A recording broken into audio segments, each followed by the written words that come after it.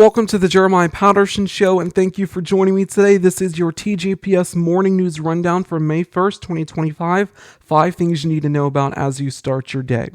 Last night, former Vice President Kamala Harris delivered remarks to the Emerge Conference, which trains and helps Democratic women get elected to office. In her speech, VP Harris delivered a vehement condemnation of the Trump administration as it has just reached the 100-day mark. Here she is. Instead of an administration working to advance America's highest ideals, we are witnessing the wholesale abandonment of those ideals.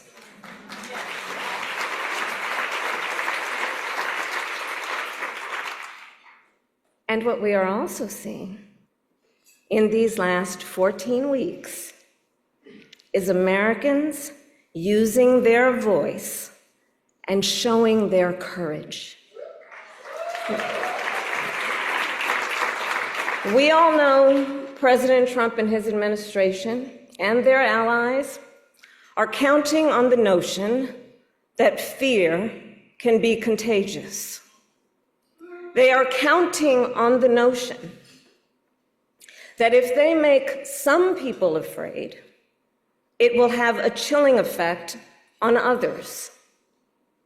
But what they're overlooking, what they have overlooked, is that fear is not the only thing that's contagious. Courage is contagious. Americans who are speaking out to say, it is not okay to violate court orders. Not okay. Saying it is not okay to detain and disappear American citizens or anyone without due process.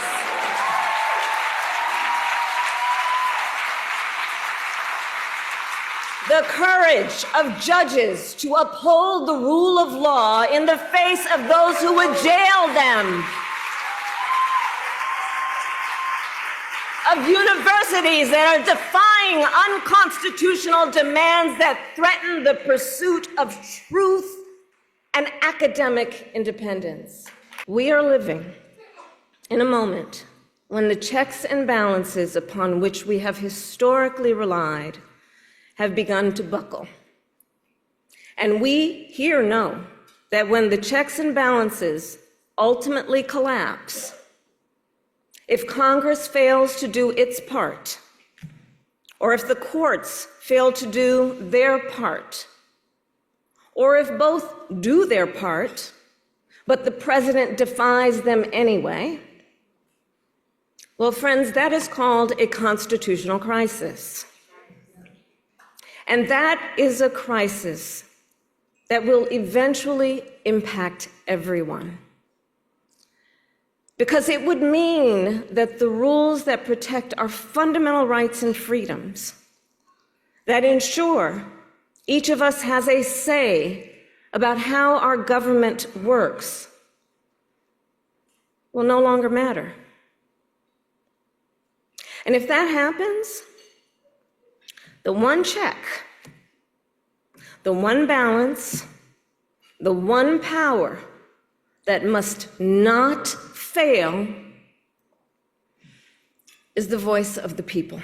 Once again, Vice President Kamala Harris did not hold back there in this very, very powerful speech, also urging Americans really that this is our country and you can defend it, because if all of the other branches of government fall, if other people continue to capitulate, it is up to the citizens to maintain and to help preserve this democratic republic and our constitutional rights. It is a very powerful speech. I recommend that you watch it in its full entirety. Yesterday, all House Republicans on the House Judiciary Committee voted to give Trump the legal authority to deport United States citizens. These were the reactions of Democratic Congressman Jasmine Crockett and Congressman Eric Swalwell. I wanted to make sure that I told y'all what just happened. So I've been in oversight forever today, but now we are in our markup and it is in judiciary. And let me tell y'all what they just voted for. I want y'all to take a guess. Okay. Y'all probably not gonna guess it because it don't make sense. But if you think of the most ridiculous thing that they could do, okay, I know that that's really hard too because everything that they do is quite ridiculous. But literally, they just voted. They being the other ones, not us, because we were all on the right side of history. They just voted to give Trump the ability, legally, to give him the ability to deport U.S. citizens. That is what they voted for. A bunch of elected U.S. representatives. That is how they voted. Am I telling a lie, Eric, or no? No, I got my salad here. Mouthful. No, I'm stunned. I'm not. But I'm glad that you... Oh, okay. Eric been here longer than me, but like... So what we said was, we even said, you know what? Many of us will not offer any more amendments tonight. We won't vote for the overall bill. But if you agree to this, we'll drop any other amendments. We'll take the win that this would be in the bill, that you would agree U.S. citizens can't be deported. They voted to allow Donald Trump to deport U.S. citizens. And they did it during the week that we learned that a 4-year-old little girl fighting cancer, a U.S. citizen, has been deported, separated from her U.S. citizen father and her cancer treatment. So, yeah, it's kind of shocking. Well, he's shocked. Y'all, listen now. I came in with nothing but fools. So he been here longer, so maybe he still has a little bit of shock in his life, but I don't personally. We're going to be having special coverage on what that means in the Trump administration's mass deportation policy on a larger scale. That video is going to be coming out very, very soon today. Of course, this news comes as scenes like this are coming out. This was a human-formed SOS sign at a detention facility in Anson, Texas. These Venezuelan men fear for being deported to El Salvador under the 1798 Alien and Enemies Act. They do not have any gang affiliation, but they have been caught up in this. Our report is going to be focusing on that more in depth as private detention facilities have benefited quite financially off of the Trump administration's mass deportation campaign. So be sure to subscribe to the YouTube channel so that you do not miss that. The United States economy contracted by 0.3% in the first quarter of 2025, marking the first decline in 3 years. Economists attribute this downturn to Donald Trump's aggressive tariff policies, which have disrupted trade and heightened inflation concerns. The Senate yesterday rejected a bill to stop Trump's ruinous tariffs.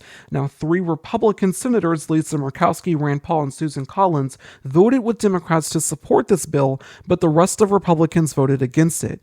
This is now the second time that this has happened in Congress since Republicans have gained control of both the House and the Senate. Of course, Republicans voted in March in the House of Representatives to give their power up, basically to stop Trump's tariffs by ceding that power directly to him.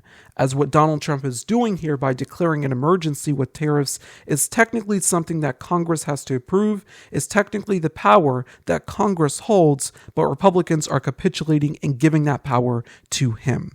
The Organization for Economic Cooperation and Development, OECD, has essentially revised its U.S. growth forecast downward to 2.2% for 2025, citing the negative impact of sustained trade barriers. The OECD also projects U.S. inflation to rise by 2.8% this year, up from previous estimates. They told Scene in Business that Trump's tariffs are inflicting serious economic damage and reigniting inflation. Consumer confidence has plummeted, and major corporations like GM and Delta have withdrawn financial guidance due to economic unpredictability. The stock market has also suffered, with the S&P 500 declining 7.3% in the first 100 days of Trump's second term, adversely affecting retirement accounts nationwide. This, of course, is as a recession is literally on the helm of starting, as economic ruin is literally happening because this was a inflicted crisis on the United States. Let's be clear here. Donald Trump was handed an incredibly booming economy by Joe Biden, high employment, great economy, and Donald Trump has literally ruined that and ran it straight into the ground with these disastrous, nonsensical, idiotic tariffs.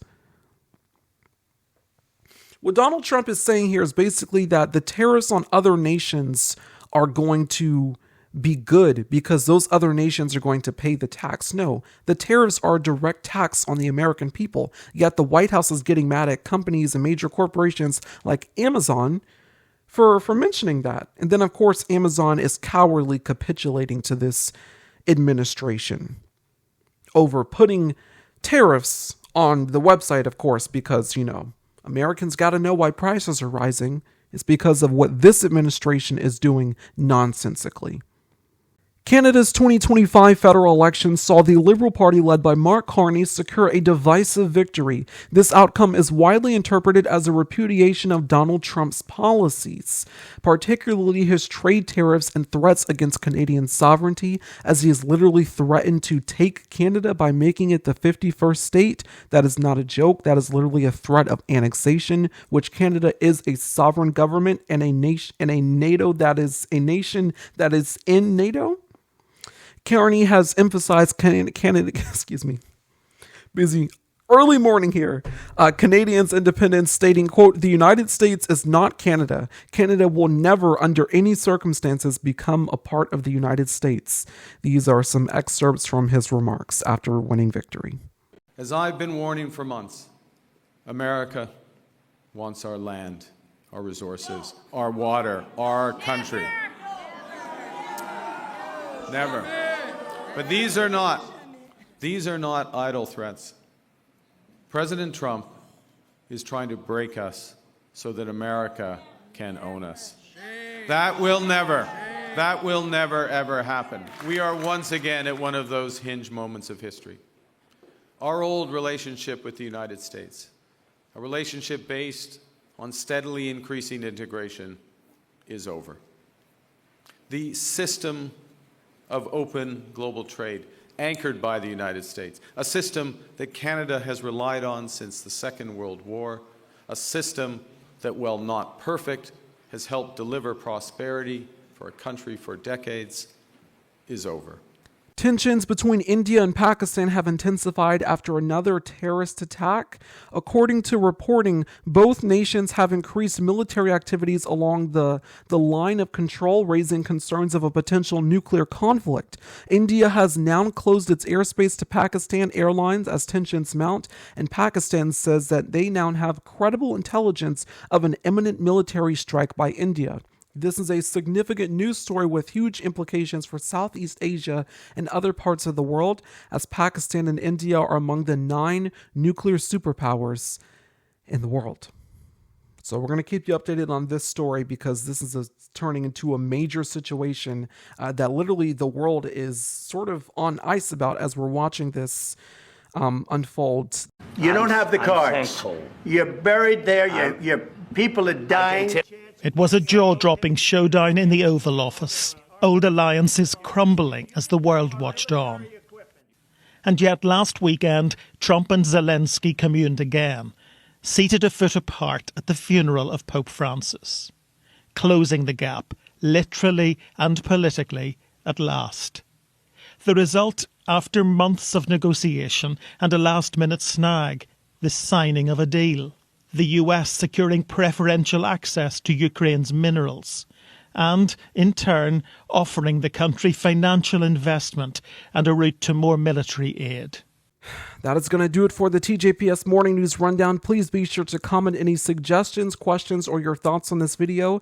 If you are a fan of the show, please recommend it to your family and friends. You can also support us by donating financially, as this is independent journalism and we rely on your donations to continue this crucial work. A huge and heartfelt thanks to all of you who have supported either by getting my book Resistance or sending in your donations. Your donations and generosity do not go unnoticed. I'm eternally grateful. Be sure to follow us on Blue Sky and Substack at TJPS News. If you have any questions, news topic requests, or want to do a collaboration, you can email me tjpsnews@gmail.com. I do realize that these were not all of the news topics that's currently circulating right now in the country, but be sure to follow us here on the Jeremiah Patterson Show as we look to cover all the important news you need to know about. So stay tuned. All right, I'll see you soon.